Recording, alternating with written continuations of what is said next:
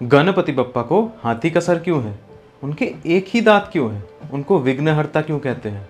और वो इतने मोटे क्यों हैं? कुछ ऐसे ही क्वेश्चंस हैं जिनके आंसर्स हमें आज तक नहीं मिले, पर इस गणेश फेस्टिवल जेनवाइज उनकी कहानियां लेकर आया है नेक्स्ट जनरेशन तक पहुंचाने के लिए। इस वीडियो में हम कुछ ऐसी कहानियां सुनेंगे जो आज भी रेलेवेंट है, और ये वीडियो बच्चों से लेकर एल्डर्स तक सबको कुछ ना कुछ लेसन सिखा के जाएगा। लेसन नंबर 1, गणेश जी को गजानन यानी एलिफेंट हेड क्यों कहा जाता है? एलिफेंट स्मार्ट होते हैं। Elephant signifies wisdom.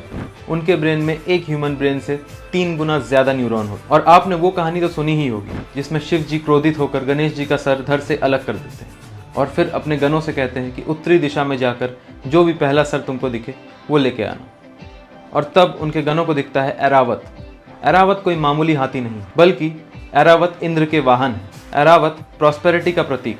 और कोइंसिडेंस तो देखो, जब गणेश फेस्टिवल आता है तब नेचर भी हमारे लिए प्रॉस्पेरस हो जाता है। इस सिंबल के थ्रू गणेश जी बताते हैं कैसे हम एक साथ स्मार्ट और इमोशनल दोनों हो सकते हैं। लेसन नंबर 2, गणेश जी मोटे क्यों? क्या वो पूरे दिन मोदक खाते रहते हैं? बिल्कुल नहीं। क्या आपने समुद्र मंथन की कहानी सुनी है? जब देव और असुरों ने समुद्र मंथन किया और अमृत बाहर निकला, तब विष्णु ने उसका सही डिवीजन करने के लिए मोहिनी का रूप ले लिया। और मोहिनी को देखकर देव और असुर दोनों भागे। और उन्हीं देवों में एक देव थे शिव जी। तब जब विष्णु जी ने मोहिनी का अवतार त्याग दिया तो शिव जी बहुत क्रोधित हो गए और एक नया और क्रोधित असुर ही बना दिया, जिसका नाम था क्रोधासुर। जिसे कंट्रोल करने के लिए गणेश जी ने लंबोदर यानी पॉट बेलीड का रूप लिया, जो गुस्से जैसे डिस्ट्रक्टिव फोर्स को कंट्रोल कर सके। उनका पेट मोदक से नहीं, बल्कि ये प्रूफ करता है कि कैसे उन्होंने गुस्से जैसे डिस्ट्रक्टिव फोर्स पे काबू पाया। लेसन नंबर 3, गणेश जी को कभी प्रॉब्लम नहीं होती। क्या इसलिए हम उन्हें विघ्नहर्ता बुलाते हैं? विघ्न यानी ऑब्स्टिकल्स एंड हर्ता is the one who relieves your obstacles. लेकिन इसका मतलब ये नहीं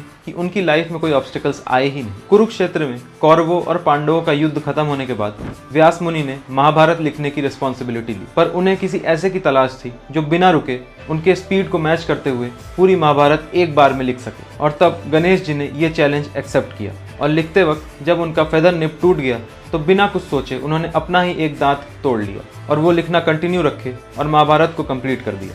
और वेद व्यास ये देखकर बहुत खुश हुए और उन्होंने उनका नाम एक दंत रख दिया। इससे हमें ये सीख मिलती है कि प्रॉब्लम सबको आते हैं, बट उसका मतलब दी एंड नहीं होता। एक ग्रेट व्यक्ति इसीलिए ग्रेट होता है क्योंकि उसके पास हर प्रॉब्लम का कोई ना कोई सोल्यूशन होता है। तो आप खुद के प्रॉब्लम्स का सोल्यूशन खुद ढूंढिए और खुद विघ्नहर्ता बनिए। और अगर आपको इस वीडियो से कोई वैल्यू मिली तो ये वीडियो अपने फ्रेंड्स के साथ शेयर कीजिए। और ऐसी ही इंटरेस्टिंग कहानियां सुनने के लिए जेनवाइज को सब्सक्राइब कर लीजिए। हम जल्द ही लौटेंगे अपनी अगली कहानी के साथ। धन्यवाद।